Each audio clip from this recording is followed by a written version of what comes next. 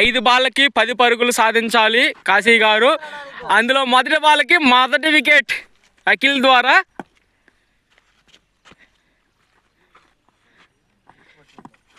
Wide wide wide wide. ఎంపైర్దే తుది నిర్ణయం. ఒక్కన్నా ఎంపైర్దే తుది నిర్ణయం. వదిలేయి.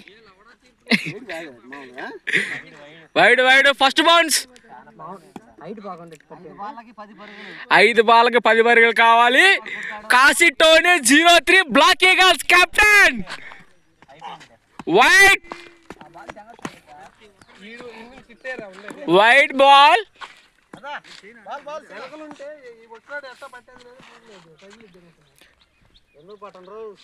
వైట్ బాల్ కాశీ ద్వారా.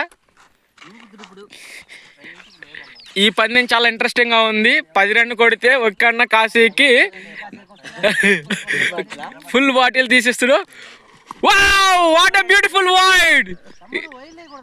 ఇతను వైళ్ళతోనే విజయాన్ని అందించేటట్టుండే కాశీకి. ఇప్పటికే 2 పరుగులు వచ్చినాయి.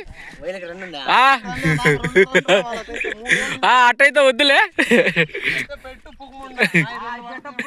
ఇటు ఒప్పుకోరమ్మా కాశీ టోనీ. 6 రెండో బంతికి. కాశీ ఈ ఛేదనలో చాలా తీవ్ర ఒత్తిడికి గురయ్యాడు. 4 బంతుల్లో కేవలం కాశీ గారికి 10 పరుగులే. ఒక 6 ఒక 4. ఇప్పుడు కాశీ ఓడిపోతే కాశీ దగ్గరికి వెళ్ళి క్వార్టర్ తేవాలి ఇమ్మీడియట్ గా. 6 రన్స్. 2D లేదు, అది 4 బాదు. 3 బాల్ 10 అంటే ఏంద్రా ఏంది మీది? వాడు ఫోన్ చేయరు స్వామి. బాల్ కావాలంటే తెచ్చంలే. షట్లలో పోతే మా ఇంట్లో వదిలే. ఇంక తెస్తా బాల్, లేకపోతే ఏం చేస్తావు?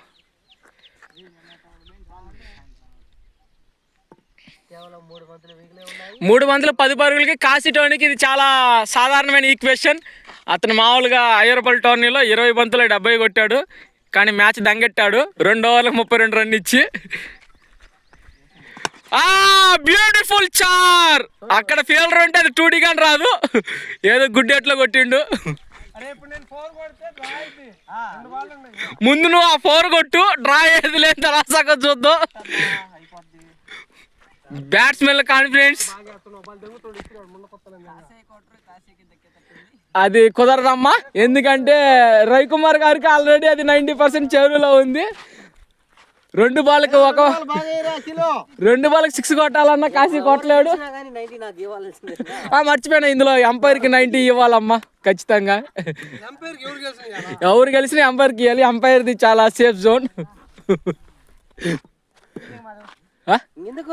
నిలబడండి ఫీల్డింగ్. లేదు కాశీ గారు 6 కొడతాడు నాకు తెలుసు. కాశీ ఇప్పుడు లెగ్ సైడ్ ద్వారా ఒక 6 కొడతాడు. ఎందుకంటే ఫీల్డర్ ఆఫ్ సైడ్ ఉన్నాడు. 6 గాల్లోకి లేపాడు. మిస్. ఈ యొక్క బంతితో రవికుమార్ గారికి ఒక క్వార్టర్ వచ్చేసింది ఇప్పుడే.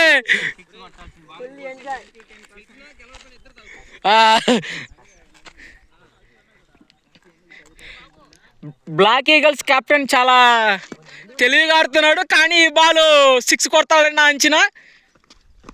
4